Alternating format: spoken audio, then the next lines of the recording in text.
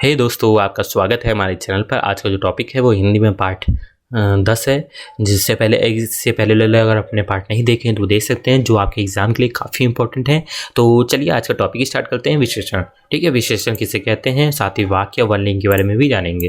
विशेषण किसे कहते हैं, विशेषण में जो हो परिभाषा देख लेते हैं। जो शब्द संज्ञा व सर्वनाम की विशेषता बताए, मतलब जो संज्ञा की विशेषता बताए और जो सर्वनाम की विशेषता बताए, उसे विशेषण कहते हैं। इसको हम एग्जाम्पल के माध्यम से समझने की कोशिश करते हैं। पहले हम इसके भेद देख लेते हैं।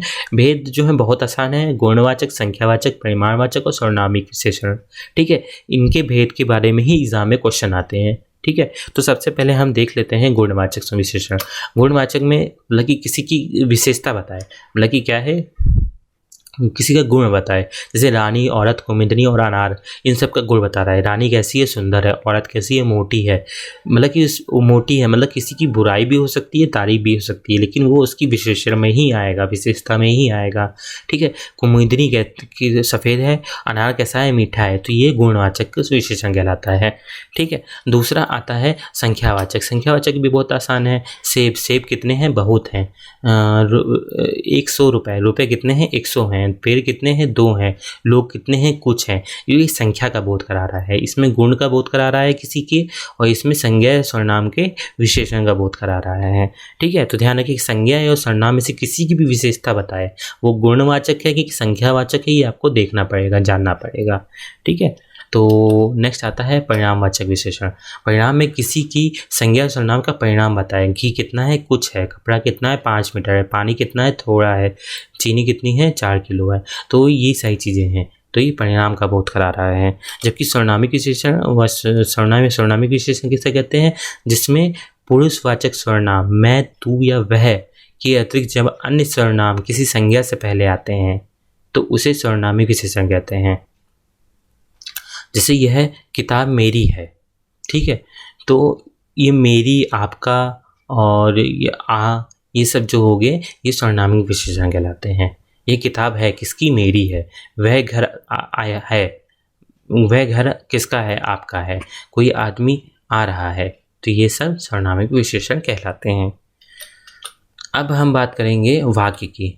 वाक्य एक या एक से अधिक सार्थक शब्दों का वह व्यवस्थित समूह जो भावों या विचारों को प्रकट करने में समर्थ है, वह वाक्य कहलाता है, ठीक है। वाक्य के अंग, उद्देश्य, देखिए वाक्य के 2 अंग होते हैं, एक उद्देश्य होता है, एक विधेय होता है।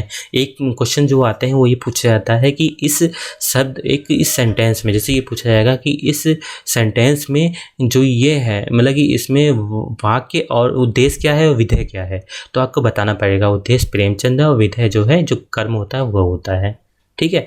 उद्देश्य को हम कर्ता कहते हैं, विधेय को कर्म कहते हैं। जैसे कि प्रेमचंद महान उपन्यासकार हैं, तो इसमें प्रेमचंद जो है वो उद्देश्य हैं। अर्जुन को उपदेश दिया, तो कर्म क्या हो रहा है, उपदेश देने का। तो उपदेश देने का कर्म होता है, तो उपदेश जो हो गया वो विधेय हो गया, ठीक है। तो ये वाक्य हो गया आपका। अब वाक्य भेद देख लेते हैं। वाक्य भेद ये भी बहुत इंपॉर्टेंट है आपके लिए। जो सरल मिश्रित संयुक्त वाक्य है, ये भी, इसके भी क्वेश्चंस आपके आते हैं। इसका 1 या 2 क्वेश्चन आएगा, इसका भी 2 या 3 क्वेश्चन इसके आएंगे, ठीक है। तो ये चीज़ भी आपके लिए बहुत इंपॉर्टेंट है। देखिएगा वाक्य भेद रचना के आधार पे सरल वाक्य, मिश्रित वाक्य और संयुक्त वाक्य। सरल वाक्य में क्या होता है, एक उद्देश्य व एक विधेय हो, जिसमें सिर्फ एक उद्देश्य हो और एक विधेय हो, मतलब एक कर्ता हो और एक कर्म हो, वो सरल वाक्य कहलाते हैं। तो इसमें पता है कि दीपक जो है ये एक कर्ता है और ईमानदार जो है वो कर्म है, ठीक है, ईमानदार व्यक्ति। मिश्रित वाक्य में क्या होता है, 2 या 2 से अधिक सरल वाक्य समुच्चय बोधक अवयव और परंतु एवं क्योंकि आदि से जुड़े हों तो वो मिश्रित वाक्य हैं। ये समझने का एक्चुअली में मैं एक बात आप लोगों को बताता हूँ।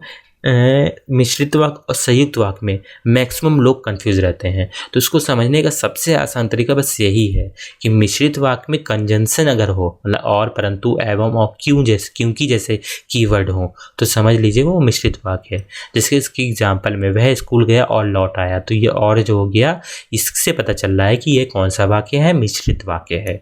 जबकि संयुक्त वाक्य कैसे पता चलता है, इसमें पहला वाक्य और दूसरा वाक्य आपस में जुड़ा हो, मतलब कि आपस में संबंध होता है। यदि वैसा होती है तो किसान प्रसन्न रहते हैं।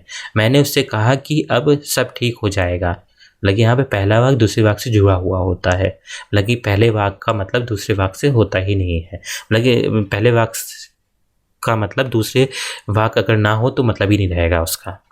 ठीक है, रचना के आधार पर बता दिया, ये अर्थ के आधार पर हो गए। विधानवाचक, निषेध, प्रश्नवाचक, आज्ञा, इच्छा, इसके सिर्फ मैंने भेद बताए हैं। इनकी डिटेल में अगर आपको चाहिए होगा तो आप कमेंट बॉक्स में हमें बताइएगा, हम आपके इसके लिए नेक्स्ट पार्ट लाएंगे।